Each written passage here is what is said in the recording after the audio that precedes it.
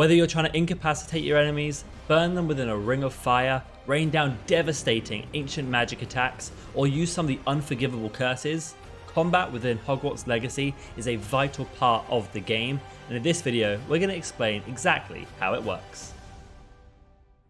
Now, from the two gameplay showcase streams that they've put on, we've been able to see elements of combat within both of them. The first one showed us some really basic things such as the initial spells that you use, some countering, some shield breaks, whereas the second one actually involved quite a lot of the other mechanics that are more intricate into what we can expect from Hogwarts Legacy. Where I want to start this is actually by just looking at how the controls seem to be working, what different spell options are available, what the UI actually means, and how that will affect the combat within the game. Now, in the showcases, they've used the PlayStation controller to demonstrate the game, so I'm going to be using that as the guide here. However, it will map very similarly over to an Xbox controller, or mouse and keyboard should be fairly familiar buttons, but we'll have to wait till the game comes out to see the exact controls for you. Now, all of the spell casting that is going to be done within Hogwarts Legacy seems to pretty much come from that R2 right trigger button. Giving it a simple tap will use your Flipendo spell, which is your very basic ability. It's the one you see them comboing a lot with, and isn't a particularly fancy spell, it's just your basic attack that you'll use on a regular basis. However, holding the R2 button is what will give you access to the spells that you have personally equipped.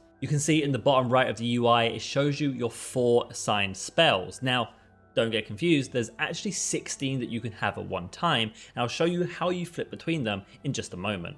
But firstly, how you use the spells in your current diamond is you'll hold the R2 button and then use one of the various buttons that you've allocated towards it. So in PlayStation controller terms, that will be triangle, circle, X, or square. However, as you progress through the game and become an even stronger wizard, you are in tune with more and more spells, and the game wants to reward you for this by allowing you to use more diamonds than just the initial one that you set up. So by holding the R2 button and using the D-pad, you can assign a different diamond and a different set of spells during combat. This means you have up to 16 spells that you've personally assigned, along then with your Flipendo spell as well. I think mastering this element of spell swapping and using the right combos and right spells to make those combos as impressive as possible will be the real skill gap within Hogwarts Legacy. But who do you target these spells at? Well, this game does have a targeting feature. Similar to some of the other games, you can lock onto the target that you want to attack with the right thumbstick R3 button. By clicking this in, you will assign yourself to the target you're aiming at, and you can move that across to target different enemies. As I said, this game is very much a one versus multiple type style fights. You won't just be fighting a one-on-one very often from what it seems. But what are those buttons used for when we're not holding down the R2 button? Well, we have an idea of what some of them might do, but not all of them. When you're getting attacked, the triangle button will act as that Protego spell, blocking the incoming fire. However, if you hold the triangle button instead, you will do a counter attack as well as the block, which will then fire a stupefy spell back at the opponent who targeted you. As for the other buttons in that region of the controller, we don't know fully what they'll be mapped to initially. However, we can assume that one of them will be a roll function, as we have seen the character rolling to evade certain spells. I'm also going to assume that one of them will activate your health potion, which is your Wiggen Wheel potion, which heals you, and you can see it down in the UI where your health bar is. You can see how many health potions you have. It doesn't seem that actually using your health potion interrupts your combat flow very much. It seems to be very quick and reactive, unlike something like the Souls games, which actually takes some time for you to heal where you could be damaged. In this, it seems to be going off pretty instantly and just boosting the health bar up for you. From the showcases as well, we can actually see those same buttons be used to break out of opponent's spells. Now, originally we saw it with just the square button breaking you out, but we've also seen it using the circle button and triangle button as well to break out of what I'm guessing is different spells that the enemies can throw at you to bind you up in some way. Looking to other parts of the controller, by activating your L1 and R1 at the same time, you will use part of your ancient magic meter to deal an ancient magic attack. I will go into this in a bit more detail in just a moment, and how that blue bar in the UI and combos build on that ancient magic meter. But to perform the attack, you use both bumpers, L1 and R1, together. R1 on its own though, that right bumper, is used as a bit of a world interact throw mechanic. You can see it pop up a lot in this Dark Arts arena, where it gives you options to use different parts of the environment to throw at your enemies. That is used by the R1 button. L1 on its own acts as your consumable potion slot. Not so much your health bar it seems,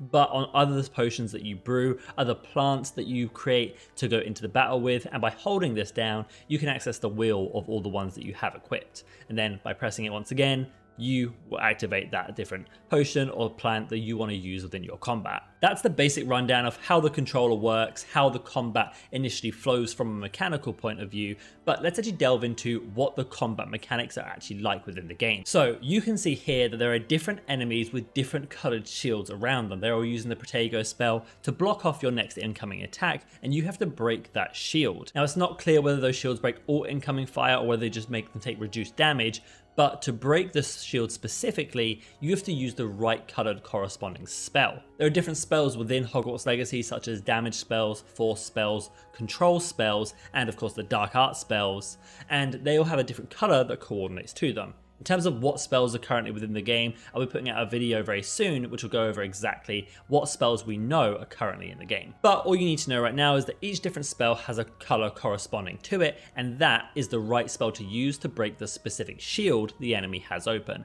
That then leaves them vulnerable for more attacks and bigger combos. Just from a logistical point of view, I think it'll be very important for you to put different colored spells on all of your spell diamonds so that when you get into these fights with multiple enemies who may have different Protego shields up, you can quickly swap and break those shields as you need them. I actually really do like this mechanic. I think it adds another level of intricacy to what you're doing, an extra thought process, and will definitely change the skill gap of how quickly and how well you can build up combos and how good these fights actually look by using the right spells. The interesting thing to note about these spells as well is that actually they do have a cooldown on them, and you can see that after use. There is a potion, a focus potion you can use though, which will boost the cooldown of these as well so that you get them back a bit quicker. But that's an interesting combat mechanic as well, that you have to time your spells quite well, and obviously the bigger high damage spells will have more of a cooldown than some of the others which are quicker to use. Now your basic Flipendo spell and all of the other spells you personally assign are great, but the big ticket within Hogwarts Legacy are those ancient magic abilities. And this is how they work. We have to look down to the bottom right of the screen,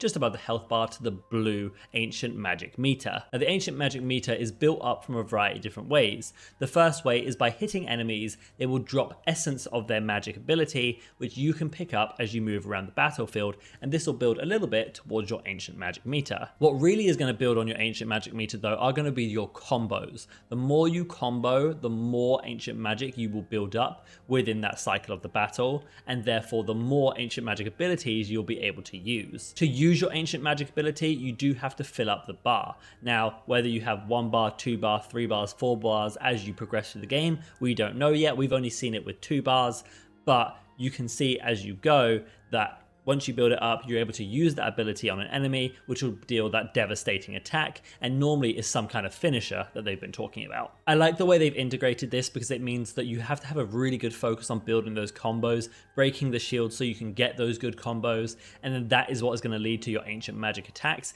I think that intricacy of the way they've done it is actually really good. Now, your ancient magic attacks seem to be your really high damage attacks that you can use within the game. However, we do know that the dark arts are within the game as well, which means we get the 3 unforgivable curses. That'll be the Imperious Curse, the Cruciatus Curse, and of course, the Killing Curse. Apparently, you're able to unlock these as you progress throughout the game and use them if you choose, but by unlocking the Dark Arts bundle, which you can get with the deluxe pre-order, you will actually get to use these very early on within the Dark Arts arena only. They don't quickly translate to using within game in terms of the basic story, but when you go to the Dark Arts arena, which we got a preview of in the second showcase, you can use those spells there to start to practice them. Everyone will, however, get access at some point to use the Dark Arts spells if you choose to. But where can you practice this magic and get good at the combat within Hogwarts Legacy? Well, this is going to go to the different arenas that are within the game.